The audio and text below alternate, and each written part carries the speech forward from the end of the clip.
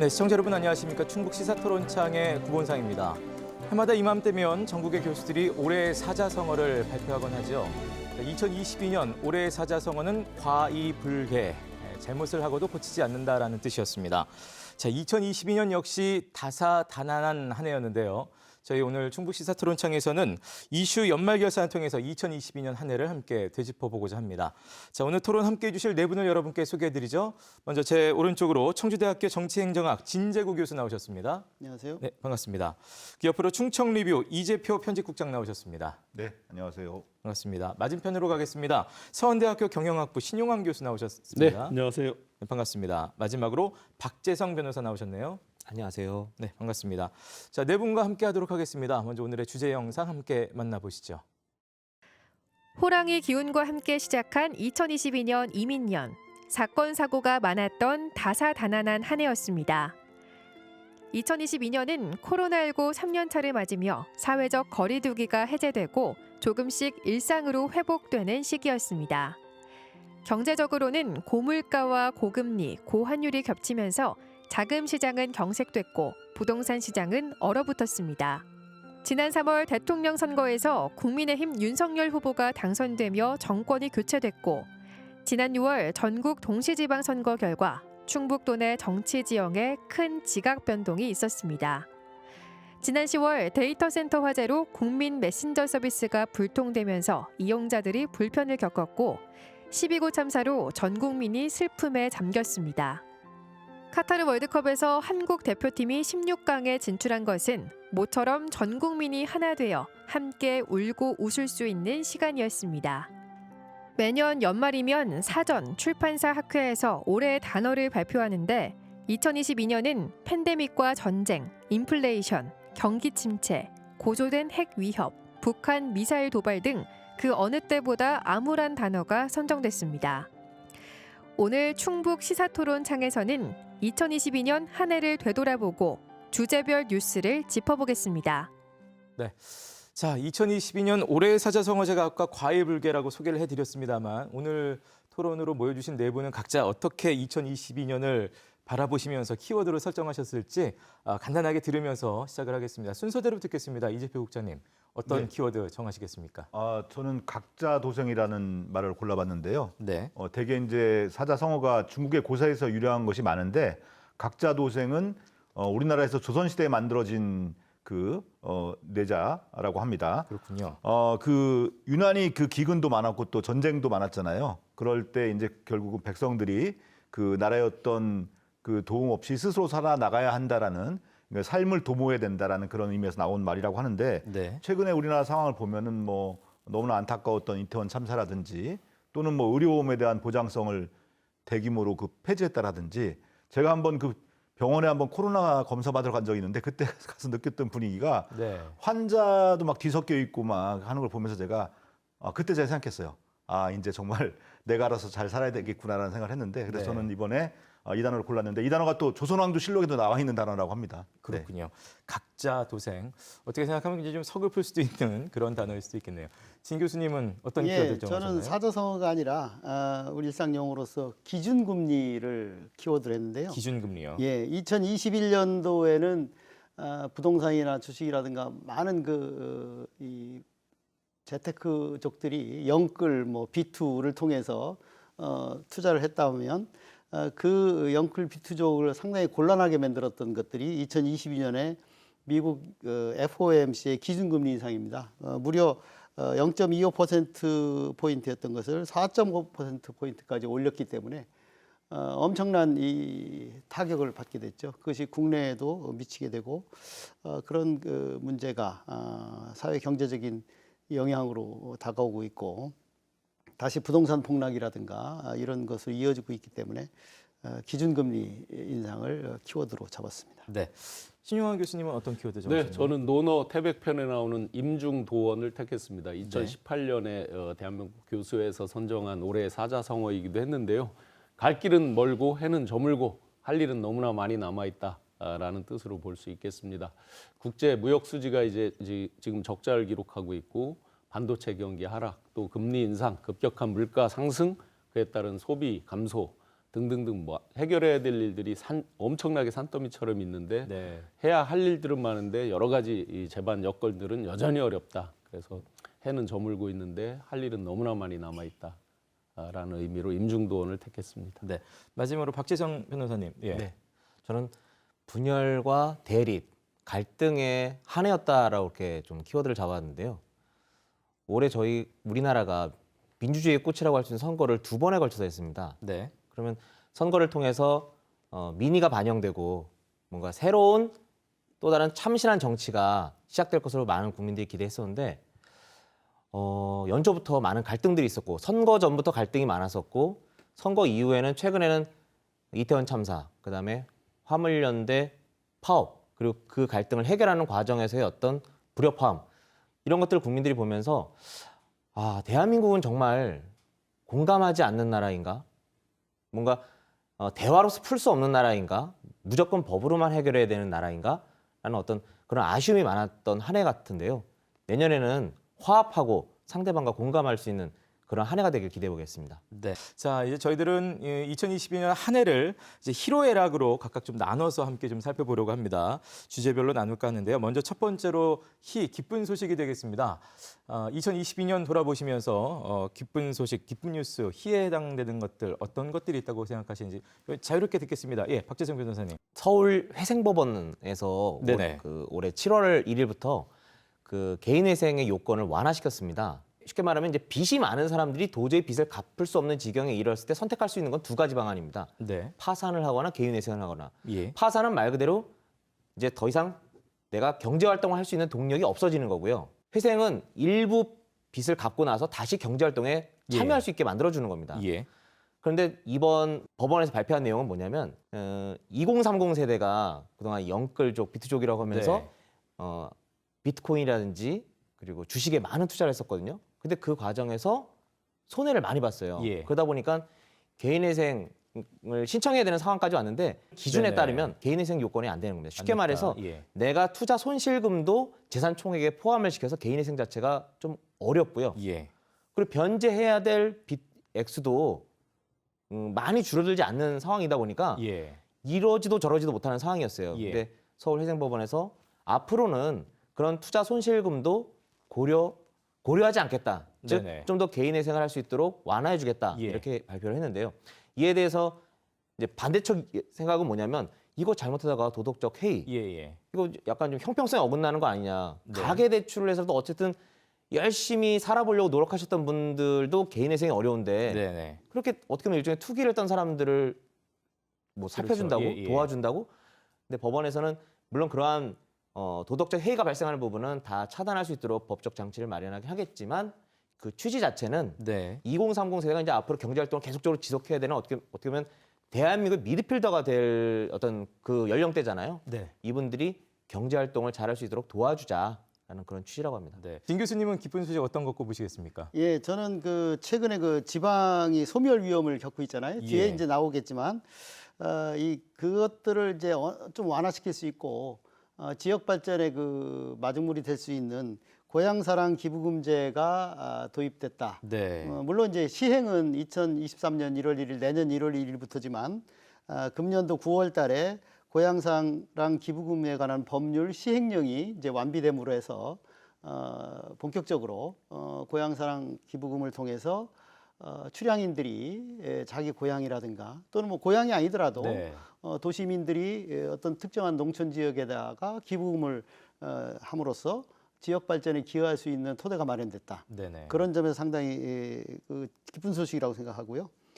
이제 이것이 이제 그 지금 지방자치단체들의 재정 대립도가 대부분 뭐 30% 내외에 머물고 있기 때문에 그 30%의 재정 대립도에 따르면 대부분 이제 국비에 의존하거나 또 그 의존한 재원조차도 경직성 경비, 인건비라든가 이런 경직성 경비에 상당히 많은 비중을 차지하고 있기 때문에 사실상 자치단체에서 자체적으로 쓸 수 있는 복지 이런 여력이 많지 않아요.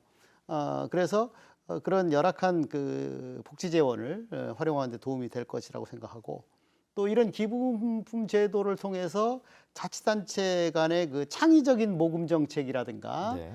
또는 답례품이라든가 이런 것들을 통해서 또는 그 사용 용도를 정하는 것 이런 것들이 자치단체 간에 이제 창의성 있는 경쟁이 나온다는 거죠. 지금까지는 정부의 예산에 의존하게 되면 그 용도라든가 이런 것들이 상당히 그 제한적이기 때문에 네. 자치단체 간의 차별성을 볼 수가 없었는데 액수는 크지 않겠지만 자치단체의 노력에 따라서는 창의적인 그 모금 정책과 용도 이것을 통해서 지역 발전에 기여할 수 있는 계기가 됐다 네. 이 생각입니다. 신 교수님은 어떤 네, 저는 기쁜 뉴스. 소식으로 2027년 네. 충청권 4개 시도가 네. 3개의 대학 경기를 유치하게 됐다. 흔히 이제 하게 유니버시아드 대회라고 예. 말을 하죠. 그러니까 우리 충북, 충남, 대전, 세종이 이제 합동으로 2027년 8월부터 12일 동안 전 세계 약 150개 국가에서 15,000명 정도 선수들이 와서 30개 종목의 경기를 합니다. 저희 충북에서 맨 처음 제안을 했죠. 네. 그러다 보니까 30개 종목 중에서 충북에서 가장 많은 10개 종목이 열리게 됩니다. 그렇다고 보면 이제 그 효과들을 보면 지금 추산이지만 경제적 효과로 약 2조 7천억 정도의 연계 직간접 경제 효과가 있다라고 추산이 됩니다. 연인원 약 200만 명 정도의 관광객을 예상을 하고 있고요. 그러면 이제 2027년 약 5년 후인데 그 사이에 준비하느라고 여러 가지 이제 인프라에 대한 재정비 또 신설 이런 것들이 생길 거 아니에요. 경기장을 새로 짓는다든지 기존에 있는 경기장을 보수한다든지 뭐 도로망을 재정비한다든지 이런 이제 그 과정에서 생기는 경제적 효과가 있을 것이고요. 우리 충북의 입장에서는 경기만 하고 또 선수들이 뭐 관광객들이 경기 응원만 하고 끝나는 게 아니잖아요. 네. 관광들을 하게 되잖아요. 그러면 우리 청주 매번 랜드마크가 없다라고 많이 지적들을 하는데 네. 이번 기회에 청주 그리고 충북을 제대로 알릴 수 있는 랜드마크를 만드는 작업 이런 것들을 할 절호의 기회가 됐다. 네. 그리고 더 크게 나가서는 충청권 메가시티 약 580만 가까이 되는 충청권 인구들을 하나의 경제 생활 공동체, 공동권으로 묶는 그 충청권 메가시티의 아주 좋은 매개 고리가 되는 그런 거라서 저는 기쁜 소식으로 네. 하계 유니버시아드 유치를 꼽아봤습니다. 네, 저도 오랜만에 전하는 기쁜 뉴스라고 네. 하면서 전했던 생각이 나네요. 뭐 앞에 좀 굵직한 것들을 얘기를 다 하셔서 이재표 네. 국장님 어떤 거 저는 꼽으시겠습니까? 뭐 예. 그래도 할 게 있습니다. 아 있으세요? 네. 넘어가려고. 먼저 했더니. 유대 예. 얘기를 하니까 네. 그거 사실 다 반대했었어요. 처음에 하자고 했을 때. 네네. 그래서 원래는 2025년대에 유치하려고 하다가 저 충남대 반대하고 대전 반대해서 이게 된 건데 네. 되니까 다들 자기들 다 한 것처럼 다 같이 좋아하더라고요. 네. 좀 재밌었고요. 저는 그 단양 시루섬의 기적이란 걸 좀 뉴스로 뽑았는데 예. 지금 우리 시대가 상처가 많고 또 절망이 큰 시대잖아요. 그렇기 때문에 뭔가 희망과 감동을 줄 수 있는 그런 이야기 서사가 좀 필요한 것 같은데 저도 잘 몰랐던 얘기입니다. 근데 1972년 8월에 단양에 정말 엄청나게 많은 비가 와서 시루섬이라고 하는 거기에 한 198명 정도의 주민이 살고 있었는데 네네. 섬이 다 잠겨버리니까 올라갈 수 있는 데가 6m 높이의 그 이 물 예. 공파는 그 탑 위였다고 해요. 거기에 5m 정도밖에 안 되는 그 면적 위에 이게 가능할지 모르겠는데 그 200명 가까운 사람들이 서로 그 스크럽을 짜고 그 위에서 버틴 네네네. 거죠. 물론 약간의 그 안타까운 인명 피해도 있었습니다만 대부분의 사람들이 가운데 그 노약자들을 그 놓고 그 바깥에 좀 건장한 네네. 사람들이 서서 그 무려 그 14시간 동안 사투를 벌였다고 해요. 그래서 이게 가능한지 뭐 최근에 단양중학교 중학생 200명이 뭐 그걸 체험 실험 같은 걸 해보기도 했다고 하는데 네. 이 이야기가 잘 몰랐던 이야기인데 이게 이제 뭐 책으로도 나온다고 합니다. 그래서 이런 부분들은 저는 많은 사람들에게 그 이 서로를 어떤 위로하고 같이 힘을 합치는 게 얼마나 중요한 일인가를 보여주는 좋은 사례라고 생각을 하고요. 그 군수가 그런 얘기했더라고요. 서양의 타이타닉이 있다면 우리한테는 시루섬의 네네. 기적이 있다라고 하는데 이런 이야기 꼭 이 이야기뿐만 아니라 예. 이런 아름다운 이야기들이 더 많이 우리들 사이에서 회자됐으면 좋겠습니다. 네. 자, 두 번째는 히로 로로 가겠습니다. 좀 화나고 성나고 답답한 소식. 어떤 분 먼저 로로 가시겠습니까? 네, 진 뭐 교수님. 슬프지 않고 화난 얘기를 먼저 하면 좀 별로 안 좋을 것 같은데 저는 이제 그 SK 하이닉스 반도체가 신해 한복판에다가 LNG 발전소 네네. 건설을 강행했다는 것을 가장 화나는 뉴스로 선정했습니다. 사실 그 하이닉스 반도체에서 LNG 발전소를 건설하면서 많은 시민들한테는 LNG가 청정연료라는 걸 강조했지만 그것은 이제 그 석탄 화력 발전소를 LNG 발전소로 바꿀 때 상대적으로 청정 연료라는 것이지 원래 없었던 걸 새로 LNG 발전소를 건설하면 지금 현재 그 청주 SK 하이닉스가 건설하고자 하는 발전소 용량이 그 소각장 1개분의 용량이거든요. 근데 지금 SK 하이닉스는 청주 시내 한복판에 있잖아요. 네. 사실은 많은 시민단체라든가 시민들이 반대했음에도 불구하고 뭐 반도체 수율 문제라든가 뭐 안정적인 전원 공급을 핑계로 해서 이것을 이제 강행했다라고 하는 사실과 그 강행에도 불구하고 지방 정가들 도지사라든가 또는 시장이라든가 이런 정치권에서 전혀 제어하지 못했다는 것이죠. 물론 이제 SK 하이닉스가 청주 경제에서 차지하는 비중이 높긴 하지만 네. 그렇다고 해서 경제적 행위를 더구나 이렇게 부정적 효과를 가져오는 행위를 그대로 하게 뒀다는 것은 상당히 실망스러운 일입니다. 네. 만약 그 SK 하이닉스가 주장하는 대로 반도체 수율 문제라든가 이런 것을 따진다면 평택 공장이 있는 삼성전자가 먼저 발전소를 건설했어야 돼요. 삼성전자가 훨씬 더 많은 반도체를 생산하고 있고 그런데도 삼성전자는 반도체 공장에다가 발전소를 건설하지 않거든요. 겉으로 보면 이제 반도체 수율 문제라든가 안정적 전원 공급을 내세우고 있지만 이것이 이제 SK ENS라고 하는 LNG를 네. 수입하는 회사의 발전 사업 진출과 예. 무관하지 않습니다. 이런 여러 가지 문제를 시민들한테 진솔하게 공개하지 않고 또 그런 과정에서 정치권이 아무런 행위를 하지 못했다는 것이 네. 상당히 화가 나는 일입니다. 예. 저희 이 자리에서도 함께 이 주제로 또 토론했던 기억도 나는군요. 또 계속해서 듣겠습니다. 예, 신 교수님. 네네. 저는 이제 최근에 AI 바이오 영재고를 유치했다라고 굉장히 다 환영 일색, 칭찬 일색으로 돼 있는데 네. 물론 결과적으로 유치를 안 한 것보다 당연히 좋을 테니까 예. 유치한 것 자체를 뭐 폄하할 게 아니라 그 과정에 있어서의 그 굉장히 아쉬움 등에 대해서 한번 말씀드려보고 싶습니다. 이게 충북도에서 정말 정성을 들여서 3번씩이나 수정 보완하고 막 하면서 결국 공약에 채택되고 해서 시작이 됐는데 그때 출발은 AI 영재고였습니다. 네. 제가 방송에서도 한번 지적을 했지만 정확한 개념으로 보면 영재고가 아니죠. 그 AI든지 바이오든지 그 분야에 특화된 예를 들어 성적은 꼴찌일지라도 AI 분야에 굉장히 잘하는 학생이 있다 그러면 그런 학생을 뽑을 수 있는 네. 거겠죠. 그러니까 영재고라는 개념하고는 분명히 다른데 용어 자체 선택에 좀 홍보나 이런 걸 할 때 좀 미스가 있었다고는 보는데 어찌됐든 AI 영재고로 출발을 했는데 광주 지스트에서 AI 영재고를 한다라고 나오니까 갑자기 이제 바이오 영재고로 바뀌었단 말이죠. 네. 그럼 제가 이제 많은 교수님들께도 여쭤봤습니다. 바이오 영재고라고 했을 때 바이오의 범위가 어디부터 어디까지가 바이오냐? 예. 제대로 답을 하는 사람이 없었습니다. 그러면 이 바이오 영재고에 대한 강론이 있느냐? 강론이 없습니다. 지금 예산으로 약 780억 원이 건축비에 들어가고 연간 운영비로 약 100억 원 정도 전액 다 국비 장학생이니까요. 예. 그리고 학생 수 270명 등등으로 발표를 하고 있는데 이게 바이오 영재고로 설정된 예산과 학생 수가 아니고 AI 영재고를 처음에 기획할 예. 때 나온 그 숫자 그대로입니다. 예. 언론들도 그대로 쓰고 있습니다. 예. 즉 뒤집어서 강론이 없는 상태에서 AI 영재고라는 게 광주 쪽에 한다 그러니까 급히 우리는 바이오자를 붙여서 AI 또 바이오라고 돼 있습니다. 명칭이. 네.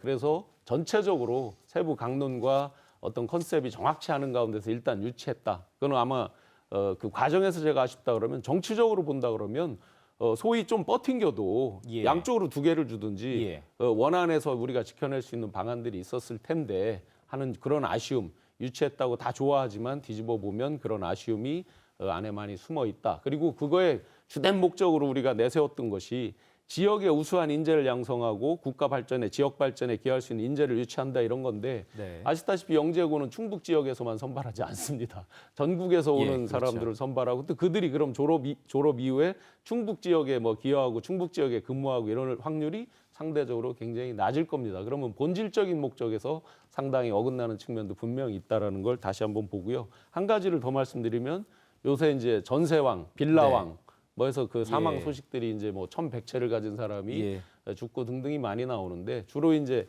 뭐 서울 화곡동이라든지 인천이라든지 많이 애가 나오는데 여러분들이 기억을 더듬어 보시면 청주가 갭 투자의 성지라고 많이 불렸습니다. 매매가와 전세가의 갭이 예. 거의 없었습니다. 오랫동안.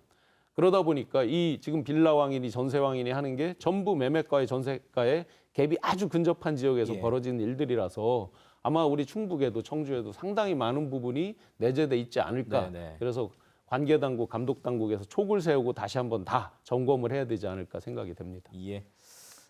이재표 국장님.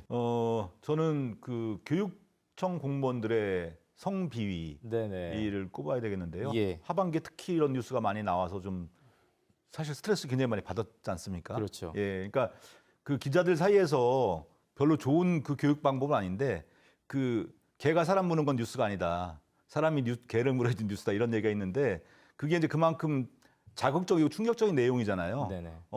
그 학생들을 교육하고 잘 양육해야 되는 책임을 가지고 있는 교육 공무원들이 그 성비를 저질렀다.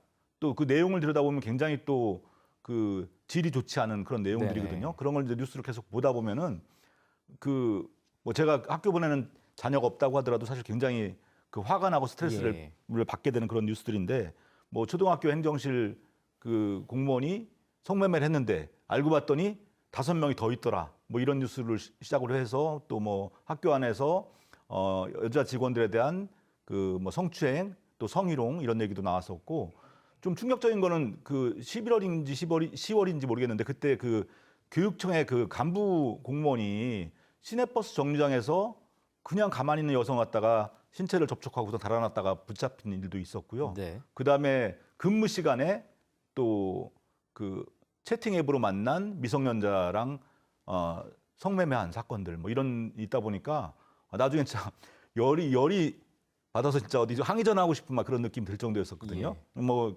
그 윤건영 교육감도 이제 취임 이후에 여기 대해서 이제 무관용 원칙 적용하겠다라고 했고 또 뭐 당연한 얘기고요. 파면 해임 원칙으로 하고 인사상 불이익 주겠다라고 했는데 내년에는 좀 이런 좀 네. 그 화나는 뉴스를 좀 안 들었으면 좋겠습니다. 예. 많은 분들 공감하실 것 같고 변호사님은 어떤 거 꼽으시겠습니까? 네, 저도 또 범죄에 관한 얘기를 하겠는데요. 예.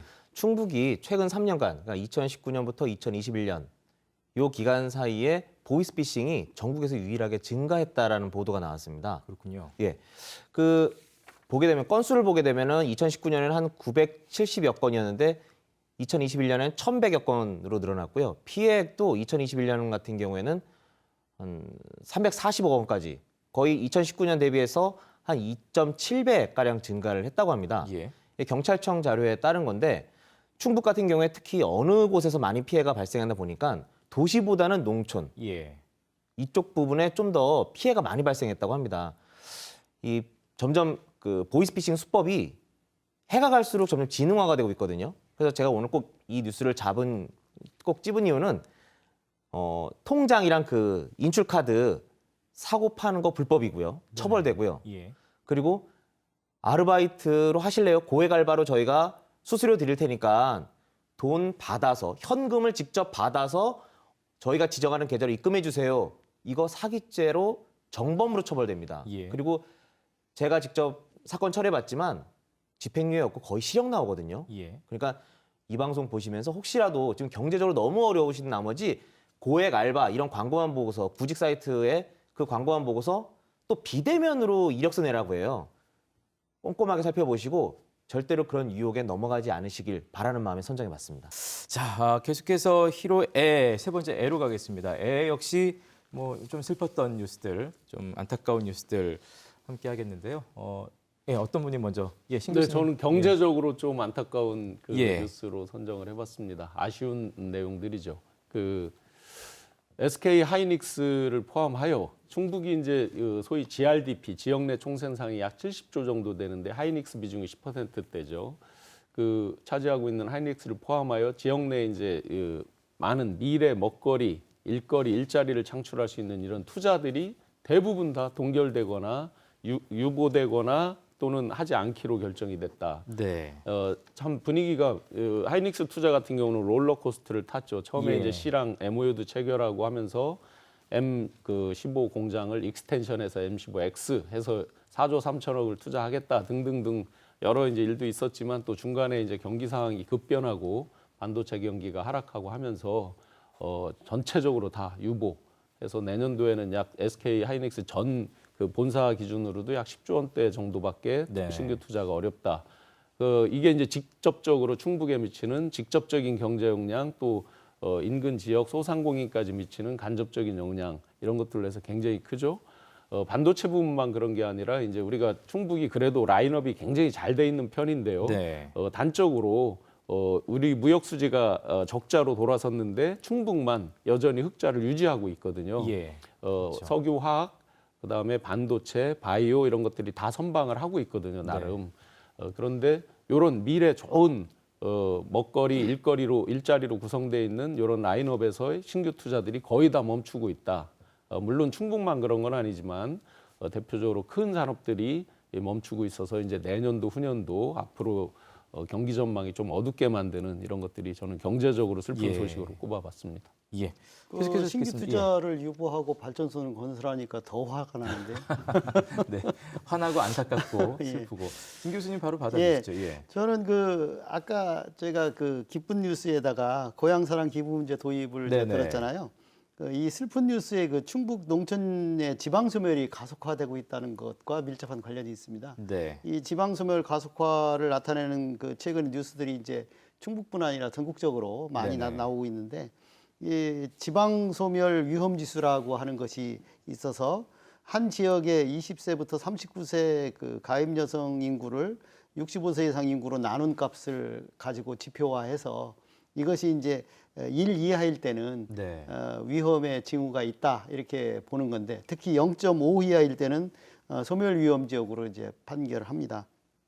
이런 그 지방 소멸 위험 지수라든가 또 최근에 이제 그 지역 간 인구 이동 특성을 좀 고려해서 산업연구원에서 K 지방 소멸 지수라는 그 수정된 지수를 개발하기도 했고, 네. 또 행정안전부에서는 인구 감소 지표를 통해서 지역 소멸 위험을 이제 측정하고 있는데, 충북의 그 시군 중에서 보호녹촌 영동의 남구 3군과 괴산, 단양, 제천시까지도 인구 감소 지역에 선정돼서 사실 이제 가장 위험한 지역으로서는 지금 이제 보은군이 선정됐는데, 이런 그 소멸이 가속화된다고 하는 것이 충북의 여러 가지 기반을 붕괴시키고 있고, 예.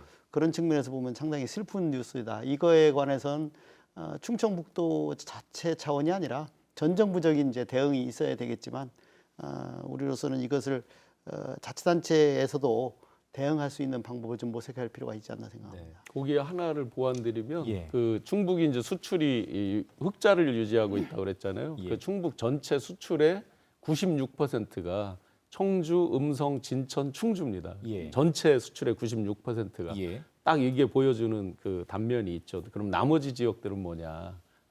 금방 지방 소멸에 대한 부분과 경제적인 게 예. 굉장히 직결되고 있다라고 알 수 있겠습니다. 나머지에서 이제 4%를 지금 네. 들어가는 수준이니까요. 그러니까 뭐 이런 소멸에 관련된 지수 지표가 그러니까 숫자화돼서 이렇게 계속 많이들 다양하게 관측하고 발표를 한다는 건 그만큼 소멸 위기가 많기 때문에 이걸 좀 가시화시켜서 지금 그게 같이 이제 보자는 얘기죠. 현상 진단은 이루어지고 있는데, 예. 그 현상을 이제 그 해결할 수 있는 대책이 아직 뚜렷한 게 나오지 않고 있기 때문에, 네네.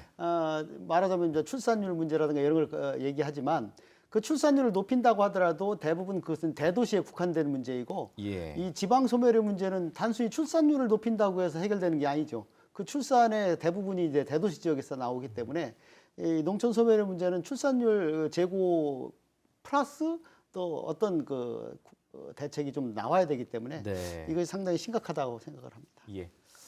네. 네, 뭐 최근에 연말에 그 거리에 현수막이 붙어 있는데 중대재해기업처벌법 시행 이후에 충북 인명피해에 대한 게 있어서 그 29명이라고 나와 있어서 제가 문의 전화를 했어요. 이게 29명이 다친 사람 포함이냐 했더니 그렇지 않고 목숨을 잃은 예. 숨진 사람 통계 29명이라고 해서 제가 굉장히 좀 놀라웠거든요.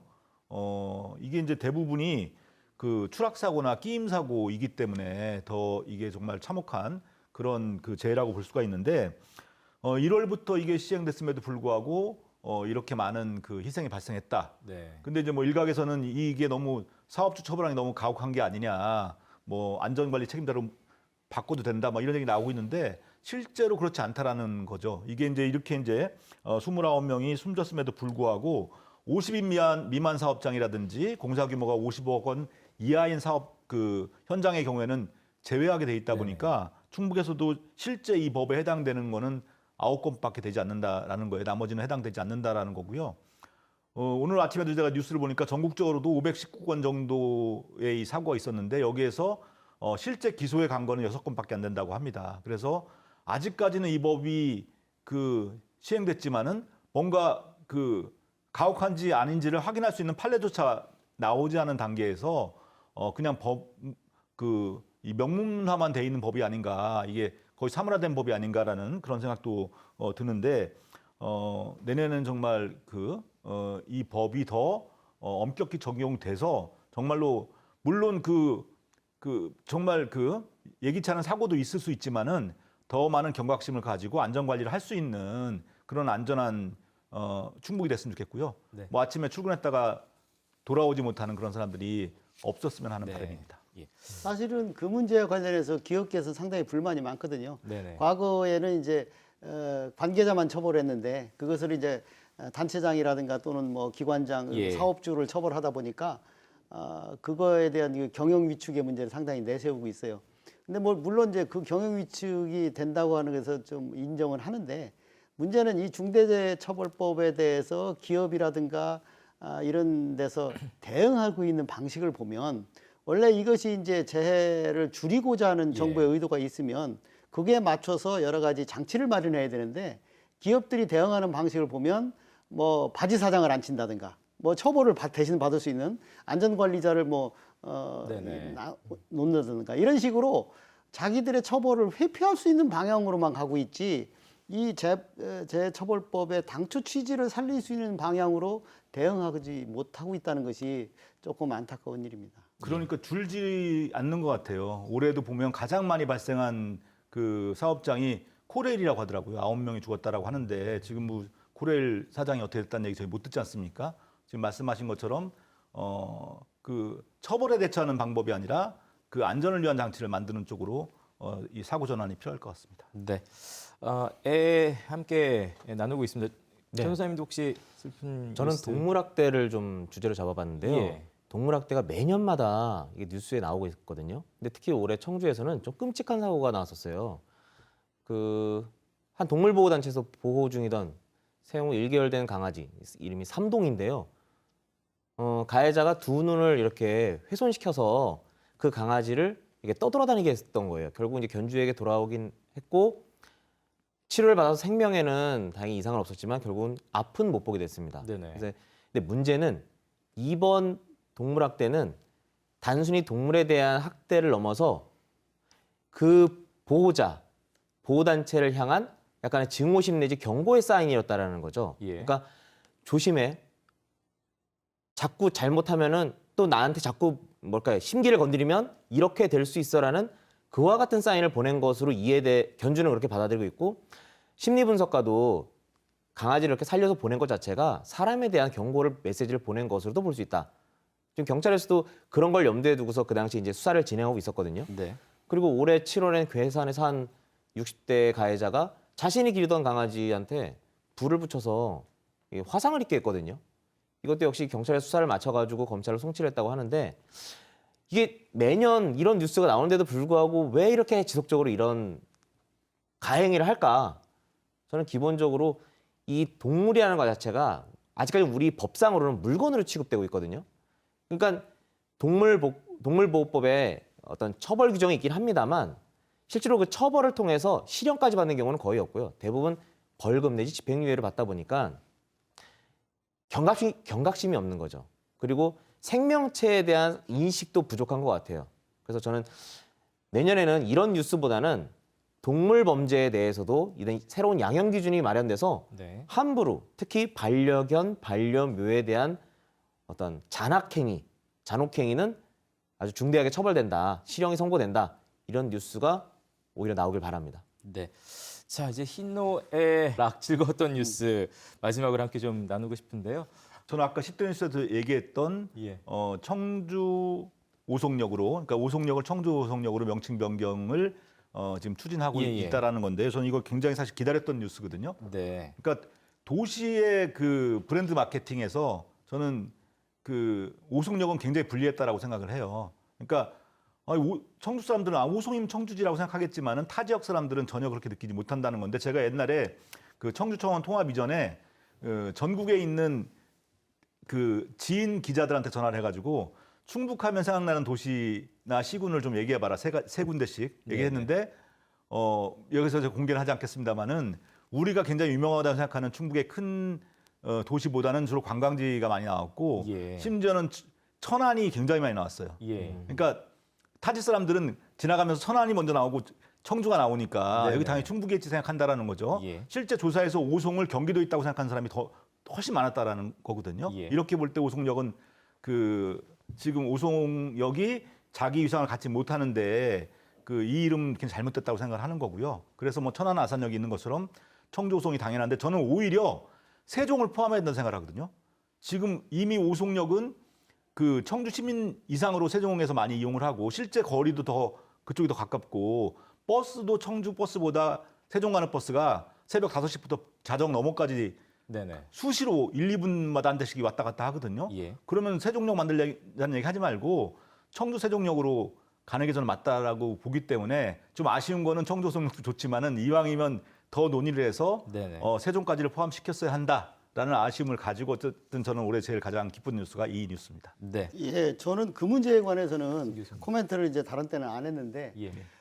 왜 충북 지역에 많은 분들이 청주 지역에 있는 오송역을 청주역이나 뭐 서청주나 신청주, 이번에 청주 오송역으로 하지 않고 자꾸 세종이라는 이름을 주겠다고 하는지 난 모르겠어요. 사실은 천안 아산역처럼 천안과 아산이 그 경계 지역에 있어서 천안 아산역이 된 경우도 있지만, 그 자기 자치단체 내에 역이 있을 경우에는 절대로 역을 이름을 주지 않습니다.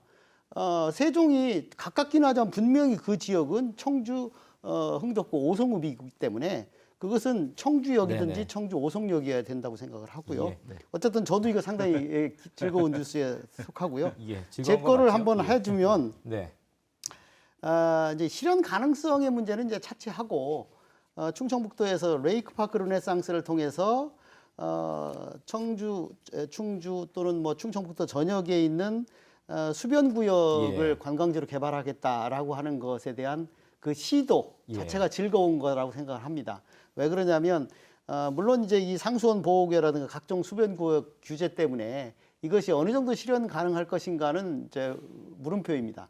그렇지만 이 시도를 통해서 이 충청북도에서 즐길 거리를 많이 만들었다라는 점에서 좀 의미가 있고, 이런 것들을 이제 도지사가 내세웠지만 여러 가지 이제 경우에 이제 뭐 규제 문제라든가 예산 문제라든가 해서 왔다 갔다 하지 말고, 네. 이 문제는 예산이 허용하는 범위 내에서, 규제가 허용하는 범위 내에서 조금이라도 좀 진전하는 방향으로 이것이 추진돼 있었으면 좋겠고, 아까 그 이재백 국장님이 말씀했듯이 단양 시루섬의 기적 같은 스토리텔링 있잖아요. 그런 것들을 묶어서 수변구역을 개발하고 관광지로 만든다고 하면 네. 충청북도가 단순히 이제 그 거쳐가는 지역이 아니라, 사실 지금은 좀 아쉬운 게 충청북도가 영호남으로 가는 그 거쳐가는 지역에 불과하다는 것이 상당히 아쉬워요. 예. 그래서 충청북도가 머무는 지역이 될 수 있도록 이런 그 레이크파크 르네상스를 포함해서 수변구역 개발, 이것이 상당히 이루어졌으면 좋겠다 네. 생각합니다. 예. 박재성 변호사님 네, 어떤 지금 기쁜 뉴스를 진 꼽으시겠습니까? 교수님 말씀하신 거랑 어떻게 같은 맥락일 수 있는데요. 예. 그 중부 내륙 연계 발전 지역 지원 특별법 예. 지금 충청북도가 추진하고 있습니다. 근데 저는 이거를 좀 즐거운 소식으로 꼽아봤는데, 이유가 맨 처음에 당초 법명 가칭 뭐라고 돼 있었냐면 바다 없는 충청북도 지원 특별법이었습니다. 그러면 충청북도만 딱 법명에 나온다고 하게 되면은 다른 지역은 싫어하죠. 특히 내륙 쪽에 있는 지역들은 왜 충청북도만 꼭 지원을 받아야 돼? 네네. 우리도 지금까지 소외됐었는데. 그런데 그 어떤 정책 단계에서 방향을 네. 우리만 하지 말고 같은 내륙 지역과 연계해서 이 법안을 한번 추진해 보자. 그 지난 12월 9일 날 그 김영환 도지사가 대구 시장을 만나가지고 서로 공감대를 형성하고 우리 같이 한번 해보자라는 어떤 그런 기사를 봤거든요. 네. 그래서 정말 도지사가 참 적극적이고 이 법안이 지금 현재 그 위원회가 2차 회의까지 진행돼 가지고 아마 내년에는 법안이 상정되지 않을까 싶은데요. 좀 법안이 잘 통과돼서 이 그동안 개발 정책에서 좀 소외됐던 중부 지역들이 좀 정부로부터 지원이라든지 각종 인허가 과정에서 뭐 특혜를 바라는 것이 아니라 네네. 그동안 받지 못했던 어떤 불이익을 다시 원상 회복받았으면 좋겠습니다. 네. 신 교수님은 어떤 거 꼽으시겠습니까? 이제 예산이 국가 예산이 확정이 예. 됐습니다. 2023년 639조로 확정이 됐고 이제 충북이 처음으로 예산 8조 원 시대를 열었습니다. 8조 1천억 정도를 땄는데 물론 인구 비례랑 전체적인 도내 GRDP 이런 거 비교해 보면 아직도 한참 부족합니다만 처음으로 이제 8조 원을 넘어섰고 앞으로 추경이나 이런 걸 통해서 이제 더 많은 예산을 따내서 더 잘 쓰는 그런 것들이 필요할 텐데요. 네. 우선은 이런 것들을 통해서 이제 미래 전략 산업들, 전략적인 먹거리, 일거리를 만들 수 있는 이런 것들에 좀 더 집중을 했으면 좋겠고 또 지금같이 이제 어려울 때 두텁게 그 사회 안전망을 확충하고 하는데 아주 효율적으로 잘 쓰면 좋겠고요. 그리고 아까 말씀드렸던 이제 농촌 소멸, 지역 소멸 등등이 있는데 네. 지역 내, 우리 충북 내 균형 발전 이런 것들을 도모하는데 예산을 잘 쓰기를 그래서 처음으로 이제 8조 원이 넘어가는 시대를 즐거운 소식으로 꼽았습니다. 네. 마지막으로 2023년에 그야말로 희망 뉴스, 소망 뉴스로 듣고 싶은 건 어떤 게 있으신지 이걸 마무리 발언으로 좀 같이 묶어서 짧게 좀 듣도록 하겠습니다. 박 변호사님부터 예. 저는요. 일단은 정치가요. 갈등을 부추기는 정치가 아니라 화합하고 대안을 제시하는 정치 그리고 취약계층과 소외계층을 좀 더 보듬어주는 그런 정책들이 많이 나왔으면 좋겠고요. 제가 바라는 뉴스는 충북의 인구가 증가했다. 특히 네. 출생률이 2배 이상 늘었다라는 뉴스가 네. 나오길 바랍니다. 예. 모두가 바라고 있을 것 같습니다. 네. 예. 네, 경제적으로 이제 주로 희노애락을 꼽아봤는데요. 예. 내년도 당연히 지금 여러 가지 재반 환경이 어렵다라고 예상이 되고 있는데 특히나 이제 소상공인 비율이 상대적으로 높은 청주, 충북 소상공인 포함해서 우리 도민들이 춤출 수 있는 경제가 활성화되고 또 여러 가지 뭐 개별 소비들 소상공인들 다 춤출 수 있는 충북 경제가 되길 소망해 봅니다. 예. 뭐 자연스럽게 이렇게 왔습니다. 예. 신 교수님 바로 순서 예, 받아주시죠. 저는 예. 이제 이런 삶이 국민들의 삶이 좋아지려면 국민들의 노력보다도 더 중요한 건 이제 정치권의 이제 각성이 필요한데 2016년에 그 교수신문의 사자성어 중에 군주민수라는 게 있습니다. 네. 즉 임금은 배이고 백성은 물이다. 말하자면 이 군주라고 하는 배는 백성이라고 하는 물 위에서 노는 것이기 때문에 백성에게 달려 있다라는 것이거든요. 네. 백성들의 눈치를 봐야 되고 백성들을 위해서 행동을 해야 된다는 것이기 때문에 모쪼록 2023년도에는 모든 정치권의 인사들이 국민들의 의향이라든가 국민들의 삶을 돌아볼 수 있는 그런 뉴스가 많이 나왔으면 좋겠습니다. 네. 이제 국장님 뭐 제일 뒤라고 생각하지 마시고 네, 마무리라고 아닙니다. 생각하시고 저는 청주를 소재로 하는 확장성 있는 문화 콘텐츠가 나왔으면 좋겠다는 건데 제가 네네. 몇 년 전에 그 먼 나라로 이민 간 이제 뭐 친척이 한국에 와서 어디 놀러 가자 해서 간 데가 여수였거든요. 예. 가본 적도 없기도 하고 근데 그렇게 가게 된 이유가 당시에 여수 밤바다라는 노래가 되게 많이 나와서 한번 가보고 싶었던 건데 가니까 정말 그 귀에 못이 박이도록 계속 그 노래가 들리는 거 어딜 가더라도 그 노래가 들리는데 저는 굉장히 가사를 보니까 별 얘기가 없어요. 여수 밤바다가 좋다는 네. 얘기도 없고 그냥 여수 밤바다만 계속 반복됨에도 불구하고 굉장히 중독성 있다라는 거죠.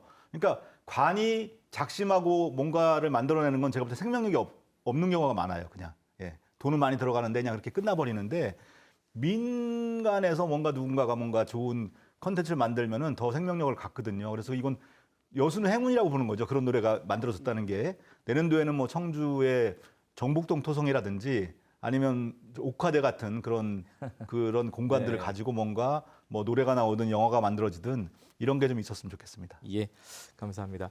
자, 오늘 네 분 함께해 주셔서 감사드리겠고 올 한 해 또 저희 시사토론 참가 함께해 주셔서 다시 한번 감사드리겠습니다. 고맙습니다. 예. 감사합니다. 지난 10월 지하갱도에 221시간을 갇혀 있었던 광부는 죽지 않는다, 구조대가 올 거다 이렇게 믿었더니 버틸 힘이 생겼고 그렇게 실제로 기적이 일어났다고 합니다. 자, 2023년에도 경기 침체는 불가피하다고들 합니다만 하지만 끝까지 포기하지 않고 버틴다면 그야말로 즐거운 시간 역시 우리 함께하지 않을까 다시 한번 기대를 해보게 됩니다. 충북 시사토론창 오늘 순서는 여기서 마치겠습니다. 고맙습니다.